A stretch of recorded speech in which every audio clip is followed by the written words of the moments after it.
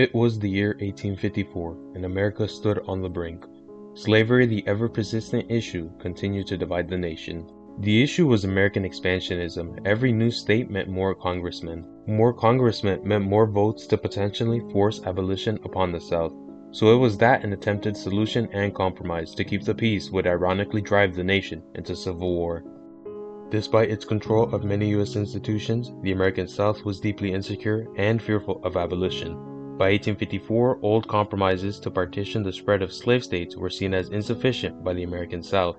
In response, Congress passed the Kansas-Nebraska Act to alleviate these fears of the South. According to the act, the unorganized Kansas Territory would be split into a northern state of Nebraska and a southern state of Kansas. Locals and settlers would then decide via a plebiscite whether each state was to be slaveholding or free. Southern senators believed that due to Kansas' close proximity to slaveholding Missouri, Kansas would naturally become a slave state. Almost immediately, these plans went awry.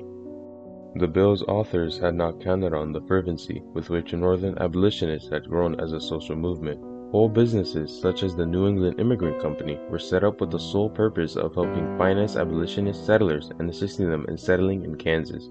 These so-called free soilers or free staters soon streamed into Kansas. The reaction from the southern settlers was first one of bemusement and then of panic. During the first Kansas elections, the Southerners decided they were going to leave nothing to chance. They used voter intimidation, fraud, and threats against local judges to alter the vote.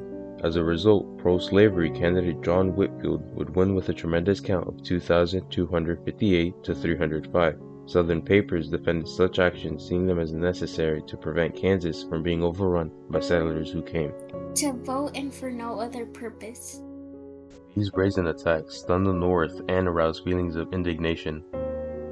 "We would have the admission of that state to this union resisted," roared one newspaper editor, "though it cost rivers of blood and 100 millions of treasures." As examples of Southern intimidation multiplied, Northern Free Soilers came to a new conclusion. Rather than fleeing the state, they decided to organize their own legislature. On September 5, 1855, a coalition of about 300 Free Soilers gathered and issued a declaration. They stated that the elected Kansas government was illegitimate and that they would resist its illegitimate laws to a bloody issue. This vow would soon be put to the test. On November 21st in Hickory Point, Kansas, there was a murder over a land dispute between a Free Soiler and a pro-slavery man. In response, an unknown number of Free Soilers set fire to pro-slavery cabins in the area. When at least one culprit was caught, a Free Soiler militia was organized to free him. A standoff soon ensued between the sheriff, his posse, and his upstart militia. The sheriff was induced to surrender his prisoner, and after a tense standoff, he was eventually allowed to go free. This act of blatant insurrection startled the Kansas government. Governor of Kansas, Wilson Shannon, wrote anxiously to U.S. President Pierce, stating, "If the lives and property of unoffending citizens of this territory cannot be protected by law, there is an end to practical government." On December 1st, a call went out for volunteers to march on the seat of this revolutionary Free Soiler legislature to disband it and seize their rifles. As this army marched, Kansas State Governor Shannon arranged a compromise where the Free Soilers would agree to respect Kansas law. Yet in time, these promises would turn out to be hollow. The Free State legislature, now centered in Lawrence, continued to issue proclamations and harass locals. Letters were posted threatening the life of the local sheriff for taking orders from the official state legislature. By April 1856, Sheriff Sam Jones was unable to properly conduct arrests. When Jones arranged for a U.S. cavalry regiment to assist him in an arrest, Sheriff Jones was shot in the middle of the night.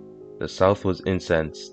A posse with the full support and backing of the U.S. government was formed to finally disband the Lawrence legislature. Sensing the inevitable, the legislators surrendered their howitzers, swivel guns, and Sharps rifles to authorities.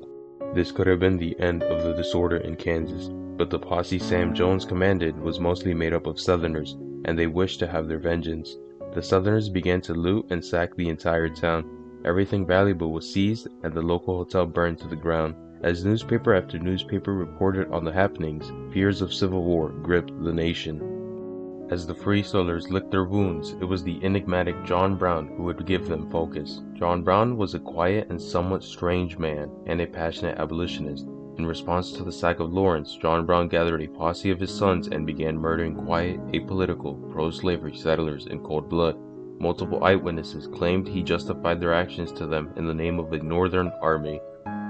Though Brown had only killed 5 men in a night, fear and hysteria wildly inflated this number in the popular imagination. It seemed like it was open season on Southern settlers and that they weren't going to take this lying down. Militias formed and civil order broke down. Northern settlers began to stream in from Chicago, calling themselves an Army of the North in the same manner as John Brown had. This army soon began attacking pro-slavery towns and threatening all who assisted them with death. Many houses and communities were put to the torch. Kansas state authorities were outmatched and outgunned, with Governor Shannon stating, "We are threatened with utter extermination." He resigned his post the next day. Sporadic fighting took over the territory. Even when a new governor was dispatched to the territory, urging law-abiding locals to unite in suppressing unlawful violence, the populace was unmoved. There were no neutral parties now, no one interested in fair play. There were only southern border ruffians and northern free soilers. Months went by, and the bloodshed continued. One church minister described having to administer 4 funerals a week. Eventually, it was the Free Soilers who were to win out. By 1858, most of the southern settlers had fled for their lives. With their political opposition put to flight, the Free Soilers were now in control of Kansas' destiny.